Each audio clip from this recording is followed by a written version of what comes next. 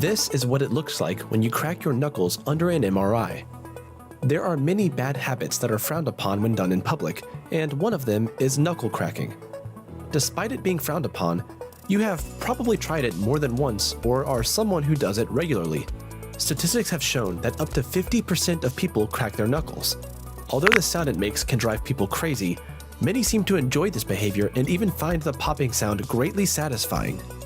But what's actually going on inside your body when you crack your knuckles? The popping sound is actually gas bubbles bursting in the synovial fluid, which is the fluid that helps lubricate your joints. It is very similar to when you put immense pressure on a balloon, causing it to pop. The reason it is not possible to crack the same knuckle twice in a row is that those gas bubbles take time to form again in the joint fluid. Contrary to popular belief, cracking your knuckles will not give you arthritis. Since it's only gas bubbles bursting in the joint, it does not strain the ligaments or the tissues or overextend them enough to cause arthritis. A researcher named Donald L. Unger conducted an experiment on himself in which he cracked his knuckles of his left hand only, twice a day, for 60 years. He then examined x-rays and found no difference in arthritis between both of his hands. Another larger study concluded that there are no links between knuckle cracking and arthritis.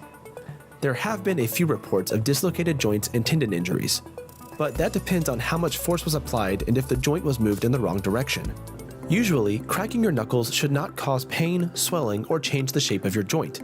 So if you notice these issues, then they're probably from something else. Another aspect that tends to confuse people who crack their knuckles is that it does not relieve tension or stretch the fingers or cause more mobility. There is no evidence that cracking knuckles makes more room in the joint. It is nothing more than a way to release some nervous energy. It's very much like twirling your hair or tapping the ground with your foot.